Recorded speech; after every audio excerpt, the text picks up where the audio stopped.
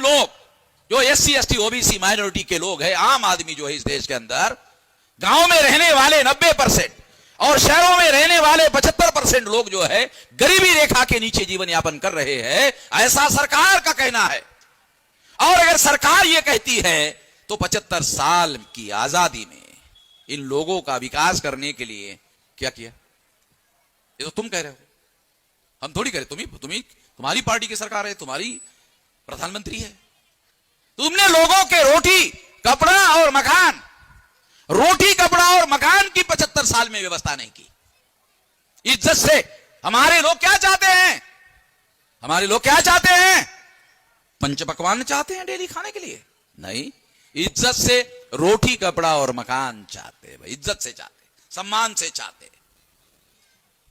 75 साल में ये तुम लोगों ने किया नहीं। क्या चाहते हैं हमारे लोग? शिक्षा, हर गांव में स्कूल होना चाहिए। हमारे आदमी ये नहीं चाहते कि अंबेडकर की तरह कोलंबिया में पढ़ने के लिए हमें भेजो। बाबा साहब अंबेडकर कोलंबिया में जाके पढ़े, लंदन स्कूल ऑफ इकोनॉमिक्स में जाके पढ़े, तो हमारे बच्चों को भी लंदन स्कूल ऑफ इकोनॉमिक्स में और कोलंबिया यूनिवर्सिटी में जाके पढ़ाओ। ये नहीं चाहते। गांव में एक अच्छा स्कूल हो। सरकार कहती है 2 लाख गांवों में स्कूल ही नहीं है। 6.5 लाख गांवों में, 6.5 लाख गांवों में से 2 लाख गांवों में स्कूल ही नहीं है। योगी ने रेजोल्यूशन पास किया, मंत्रिमंडल में निर्णय लिया। क्या निर्णय लिया? कि जिस गांव के अंदर स्कूल नहीं है वहां का बच्चा 3 किलोमीटर, 5 किलोमीटर, 7 किलोमीटर पैदल चल के जाता है, उसको गाड़ी में बैठने के लिए टिकट नहीं लगेगा, फ्री में बैठेगा, फ्री में बैठेगा। तो हमारे लोगों को हमने गांव में भेजा, बच्चों को पूछा, उसके माँ बाप को पूछा कि ये योगी जी ने ऐसा निर्णय लिया है कि बच्चों को फ्री में बैठने की इजाजत होगी, कोई टिकट नहीं लगेगा। कहा निर्णय तो अच्छा है, मगर गांव में गाड़ी आएगी तब बैठेंगे ना। गांव में गाड़ी आएगी तो बैठेंगे। हमारे गांव में तो रोड ही नहीं है, बस तो दूसरी बात है। बस आएगी तो फ्री में बैठेंगे, साले बस ही नहीं है तो फ्री में कहां?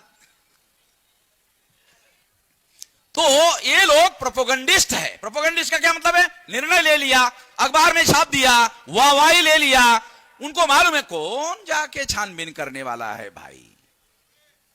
तो हम जैसे लोग तो है ना पागल लोग, हम तो पागल, हमारा तो धंधा ही जरा कोई काम धंधा तो है नहीं। मैं तो राष्ट्रीय स्तर का बेरोजगार हूं, राष्ट्रीय अध्यक्ष हूं, इसका मतलब राष्ट्रीय स्तर का बेरोजगार हूं।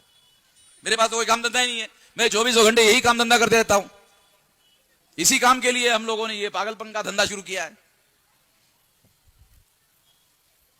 तो इस तरह से इन लोगों के द्वारा 75 साल में रोटी कपड़ा और मकान की व्यवस्था नहीं किया गया। शिक्षा, स्वास्थ्य, प्राइमरी हेल्थ सेंटर में देहात का रहने वाला हूं, गांव में प्राइमरी हेल्थ सेंटर नहीं है। बड़ा हॉस्पिटल नहीं बोल रहा हूं, प्राइमरी हेल्थ सेंटर नहीं है तो डॉक्टर बैठता नहीं है। अरे डॉक्टर तो दूर, कंपाउंडर नहीं बैठता। जाओ वेरीफाई कर लो।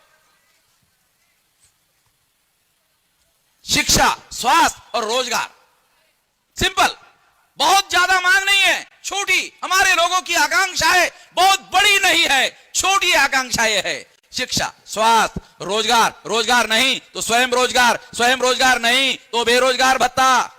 मैं लंदन गया, मैं न्यूयॉर्क गया, मैं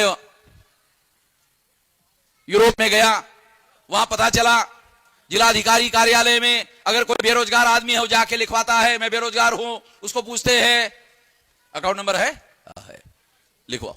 अकाउंट नंबर लिखवाया जाता है, वो घर में पहुंचने के पहले अकाउंट में पैसा चला जाता है। 6 महीने तक उसको बेरोजगार भत्ता मिलता है और उसको कहा जाता है तुम खुद रोजगार ढूंढो, सरकार तुम्हारे लिए रोजगार ढूंढेगी और 6 महीने में तुमको रोजगार दिया जाएगा। रोजगार देने के बाद बेरोजगार भत्ता नहीं दिया जाएगा। 6 महीने में व्यवस्था हो जाती है। इतनी अपेक्षा है आम आदमी की, इतनी छोटी छोटी आकांक्षाएं हैं। इज्जत से ज्यादा बड़ी आकांक्षाएं नहीं है। ये देश के प्रधानमंत्री आज तक नहीं कर पाए। 100 लाख करोड़ से ज्यादा का कर्जा हो गया भारत। 100 लाख करोड़ से ज्यादा का कर्जा है भारत पर। कहां गया?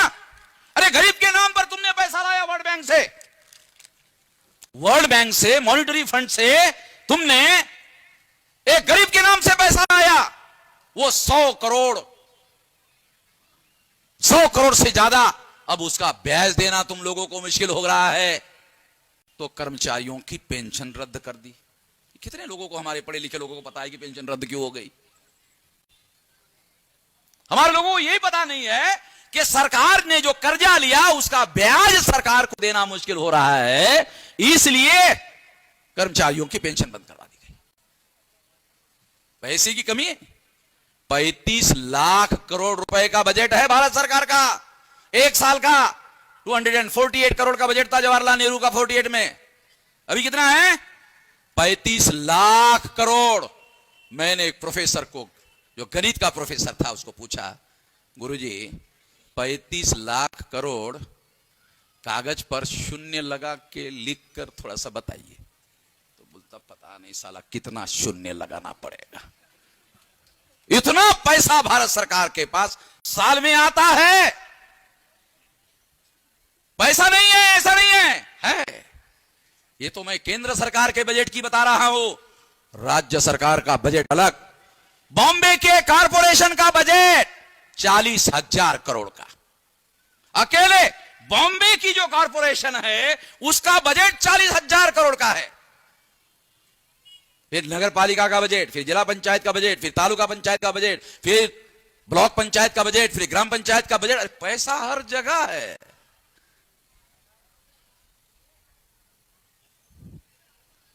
पैसे की कहां कमी है?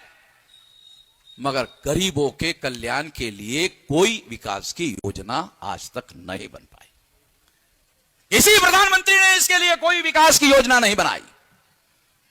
बाबा साहब अंबेडकर ने जवाहरलाल नेहरू को पत्र लिखा कि आप समाजवादी है। देखिए, बहुत खास बात बता रहा हूं। बाबा साहब अंबेडकर ने जवाहरलाल नेहरू को लेटर लिखा, डॉक्यूमेंट्री एविडेंस है, लिखा आप समाजवादी है, मैं राष्ट्रीय संपत्ति का वितरण करना चाहिए जैसे समाजवादी कहते हैं, वैसा नहीं कहना चाहता।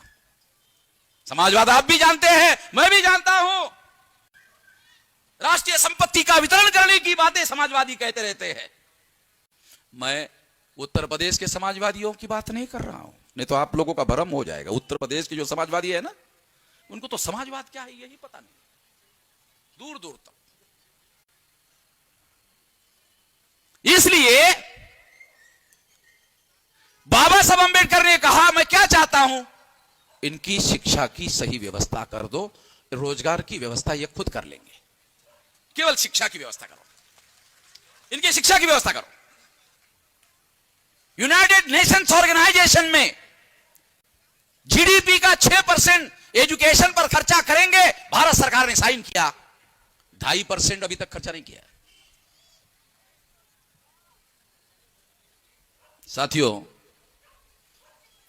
किसी प्रधानमंत्री ने इन लोगों के विकास की योजनाओं का काम नहीं किया, न बनाया। इसलिए ना करने वाले जितने भी प्रधानमंत्री हैं, मैं उन सब लोगों को एक सर्टिफिकेट देना चाहता हूं कि ऐसे सारे प्रधानमंत्री नालायक, ऐसे सारे प्रधानमंत्री को मैं एक सर्टिफिकेट बाहर करता हूं कि ऐसे सारे प्रधानमंत्री नालायक। आप बोलेंगे मेश्राम जी, आपके जैसा आदमी गाली दे रहा है, अच्छा नहीं, शोभा नहीं देता है, अच्छा नहीं लगता है। मैं कहां गाली दे रहा हूं? मैं तो कह रहा हूं कि यह प्रधानमंत्री लायक नहीं है, नालायक, लायक नहीं है, यह कह रहा हूं भाई। इसलिए आने वाले चुनाव में, अभी आखिरी बात, आने वाले चुनाव में ये राष्ट्रीय परिवर्तन मोर्चा जब हमने बनाया 18 दल थे, बाद में 31 हो गए और अभी 41 दलों का गठबंधन है। कोई जिला स्तर के हैं, कोई कमिश्नरी स्तर के हैं, कोई और 2 कमिश्नरी के हैं, कोई स्टेट लेवल के हैं। अभी एनडीए और यूपीए की तरह हमने भी एक राष्ट्रीय परिवर्तन मोर्चा बनाया। ये राष्ट्रीय परिवर्तन मोर्चा इसलिए बनाया क्योंकि ये अब आने वाले समय में ये राष्ट्रीय परिवर्तन मोर्चा बनने जा रहा है। हमारा संगठन वाम से भारत मुक्ति मोर्चा, बहुजन क्रांति मोर्चा 31 राज्यों में, 567 जिलों में, 4,000 से ज्यादा तहसीलों में, 22,000 से ज्यादा ब्लॉक में, 1.5 लाख से ज्यादा गांवों में फैला हुआ है। 2 बार भारत बंद किया। 13 पॉइंट रोस्टर के विरोध में नरेंद्र मोदी को मजबूर किया पार्लियामेंट में संविधान संशोधन करने के लिए, और सीए के लिए भारत बंद किया, नहीं तो प्रतिदिन मोदी और शाह सीए। जैसे ही भारत बंद किया तब से बोलना ही बंद। बोलते सुनते हो अभी सीए एकदम बोलती बंद। 840 का करंट लगाया, ऐसा भारत बंद करवाया।